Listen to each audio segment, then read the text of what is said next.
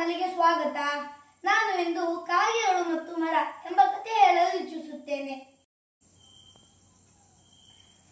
ದಾರೊಂದು ಊರಿನಲ್ಲಿ ಒಂದು ವಿಶಾಲವಾದ ಮೈದಾನವಿತ್ತು.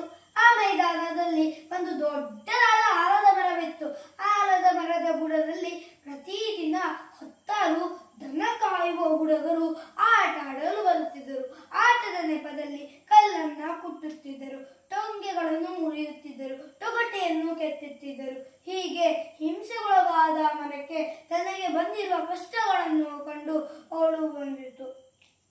ನನ್ನ ನೆರವಿಗೆ ಯಾರೂ ಬರುವುದಿಲ್ಲವೇ ಎಂದು ಗೋಳಾಡತೊಡಗಿತು. ಆಗ ಅದೇ ಮರದಲ್ಲಿ ಗೂಡು ಕಟ್ಟಿದ್ದ ನೀಲ ಮತ್ತು ಬಾಲ ಎಂಬ 2 ಕಾಗೆಗಳಿಗೆ ಆ ಮರದ ಆರ್ತನಾದ ಕೇಳಿಸಿತು. ತಕ್ಷಣ ಆ ಮರದ ಬಳಿ ಬಂದು, ಇಳೆಯ ಮಿತ್ರನೇ, ಏಕೆ ಹೇಳುತ್ತಿರುವೆ? ನಿನಗೆ ಬಂದಿರುವ ಕಷ್ಟವೇನು? ನಾವು ಏನಾದರೂ ಸಹಾಯ ಮಾಡುತ್ತೇವೆ ಎಂದು ಹೇಳಿತು. ಇದರಿಂದ ಖುಷಿಯಾದ ಮರವು ತನಗೆ ಬಂದಿರುವ ಕಷ್ಟವನ್ನು ಚಾಚು ತಪ್ಪದೆ ವಿವರಿಸಿತು. ಕಾಗೆಗಳು ಇರು ಬಂದೆವು ಎಂದು ಕಾ ಕಾ ಕಾ ಎಂದು ಹಾರಿ ಹೋದವು. ಮರದ ಜಾಗದಿಂದ ಸ್ಮಶಾನದವರೆಗೆ ಹಾರಿ ಹೋದವು. ಸ್ಮಶಾನದಲ್ಲಿ ಬಿದ್ದಿದ್ದ ಮೂಳೆಗಳನ್ನು ತಂದು ಮರದ ತುಂಬಾ ನೇತು ಹಾಕಿತು. ಮಾರನೆಯ ದಿನ ದನ ಕಾಯುವ ಹುಡುಗರು ಬಂದಾಗ ಅಲ್ಲಿ ಜೋತು ಬಿದ್ದಿದ್ದ ಮೂಳೆಗಳನ್ನು ನೋಡಿ ಭಯಗೊಂಡರು ಮತ್ತು ಅಲ್ಲಿಂದ ಓಟಕ್ಕಿತ್ತರು. ಈ ಘಟನೆಯ ನಂತರ ಮರದ ಬಳಿ ಯಾರೂ ಬರಲಿಲ್ಲ ಮತ್ತು ಒಂದು ಮುಂದಿನ ಋತುವಿನ ತನಕ ಮರ ತುಂಬಾ ಸೆಲೆ ತುಂಬಿಕೊಂಡಿತು. ಮರ ಸುಂದರವಾಗಿ ಕಾಣುತ್ತಿತ್ತು. ಅದೇ ಸಮಯಕ್ಕೆ ನೀಲಿಯು ತನ್ನ ಗೂಡಿನಲ್ಲಿ ಮೊಟ್ಟೆ ಇಟ್ಟಿತು ಮತ್ತು ಹೊರಗೆ ಹೋಗುವ ಪರಿಸ್ಥಿತಿ ಬಂದಿತು. ಮರದ ಬಳಿ ಬಂದು, ನಾವು ಹೊರಗೆ ಹೋಗುತ್ತಿದ್ದೇವೆ, ನಾನು ಮತ್ತು ಬಾಲ ಹೊರಗೆ ಹೋಗುತ್ತಿದ್ದೇವೆ, ಜಾಗ್ರತೆ. ಮರದ ಮೇಲೆ ಗೂಡಿನಲ್ಲಿ ಮೊಟ್ಟೆಗಳಿವೆ ಮತ್ತು ಇಲ್ಲೇ ಹತ್ತಿರದಲ್ಲಿ ಒಂದು ವಿಷಕಾರಿ ಹಾವು ಸುಳಿಯುತ್ತಿದೆ ಎಂದು ಹೇಳಿತು. ಇದಕ್ಕೆ ಒಪ್ಪಿದ ಮರ ಹೋಗಿ ಬನ್ನಿ ಎಂದು ಕಳಿಸಿಕೊಟ್ಟಿತು. ಕಾಗೆಗಳು ಕಾ ಕಾ ಕಾ ಎಂದು ಹಾರಿದವು. ಅದನ್ನು ನೋಡಿದ ಹಾವು ಸರಸರನೆ ಮರದ ಬಳಿ ಬಂದು, ನಾನು ಇದನ್ನ ಮಿತ್ರನಾಗಲು ಬಯಸುತ್ತೇನೆ. ನನಗೆ ತುಂಬಾ ದಿನದಿಂದ ಊಟ ಸಿಕ್ಕಿಲ್ಲ, ನನಗೆ ತುಂಬಾ ಹಸಿವೆ ಆಗ್ತಾ ಇದೆ ಎಂದು ಹೇಳಿತು.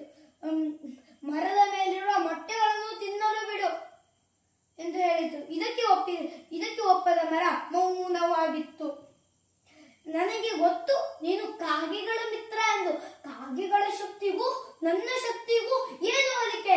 ನಾನಿದ್ದರೆ ಮರದ ಬಳಿ ಯಾರೂ ಸುಳಿಯುವುದಿಲ್ಲ ಎಂದು ಹೇಳಿತು. ಇದಕ್ಕೆ ಒಪ್ಪಿದ ಮರ ಮರದ ಮೇಲಿರುವ ಮೊಟ್ಟೆಗಳನ್ನು ತಿನ್ನಲು ಬಿಟ್ಟಿತು. ಸಂಜೆ ಗೂಡಿಗೆ ತಲುಪಿದ ನೀಲ ಮತ್ತು ಬಾಲ ಗೂಡಿನಲ್ಲಿ ಮೊಟ್ಟೆಗಳಿರದ ಕಾರಣ ಆಘಾತವಾಯಿತು.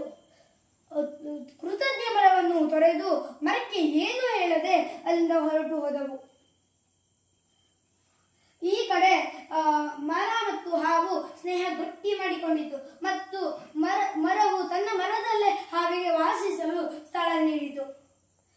ಹಾವು ಮರಕ್ಕೆ ಮಾತು ಕೊಟ್ಟಂತೆ ಮರದ ಬಳಿ ಯಾರೂ ಬರದಂತೆ ಮಾಡಲು ನಿರ್ಧರಿಸಿತು. ಮರದ ಬಳಿ ಸುಮ್ಮನೆ ಕುಳಿತವರನ್ನು ಕಚ್ಚಲು ತೊಡಗಿತು. ಇದರಿಂದ ಸಾವು ನೋವು ಹೆಚ್ಚಾಗಿ ಊರಿನ ಮುಖಂಡರಿಗೆ ದೂರು ಹೋಯಿತು. ಊರಿನ ಜನರೆಲ್ಲ ಸೇರಿ, ಹಾವು ಮರ ಏರುವುದರಿಂದ ನಮಗೆ ಹಿಡಿಯುವುದು ಕಷ್ಟ ಎಂದು ಸುತ್ತಲಿನ ಪೊದೆ ಹಾಗೂ ಹುಲ್ಲು ರಾಶಿಗಳ ಮೇಲೆ ಬೆಂಕಿ ಹಾಕಿ ಕೊಲ್ಲೋಣ ಮಾಡಲು ನಿರ್ಧರಿಸಿದರು. ಅದರಂತೆ ಹಾವು ಬೆಂಕಿಗೆ ಬಿದ್ದು ತನ್ನ ಪ್ರಾಣವನ್ನು ಕಳೆದುಕೊಂಡಿತು. ಊರಿನ ಗ್ರಾಮಸ್ಥರಿಗೆ ಈ ವಿಷಯ ಹಾವು ಸತ್ತಿದ್ದ ವಿಷಯ ಖಚಿತಪಡಿಸಿಕೊಂಡು ಮರದ ಬಗ್ಗೆ ಏನು ಯೋಚಿಸದೆ ಅಲ್ಲಿಂದ ಹೊರಟು ಹೋದರು. ಹಾವಿಗೆ ಹಾಕಿದ್ದ ಬೆಂಕಿ ನಿಧಾನವಾಗಿ ಮರಕ್ಕೂ ತಗುಲಿ ಮರವೂ ಸುಟ್ಟು ಹೋಯಿತು. ದುಷ್ಟ ಹಾವಿನ ಸವಾಸದಿಂದ ಮರವೂ ಸಾಯಬೇಕಾಯಿತು. ಈ ಕಥೆಯ ನೀತಿ, ದುಷ್ಟರಿಂದ ದೂರ ಇರಿ. ನಮ್ಮ ಸ್ನೇಹಿತರನ್ನು ಜಾಣ್ಮೆಯಿಂದ ಆಯ್ಕೆ ಮಾಡಿ. ಧನ್ಯವಾದಗಳು.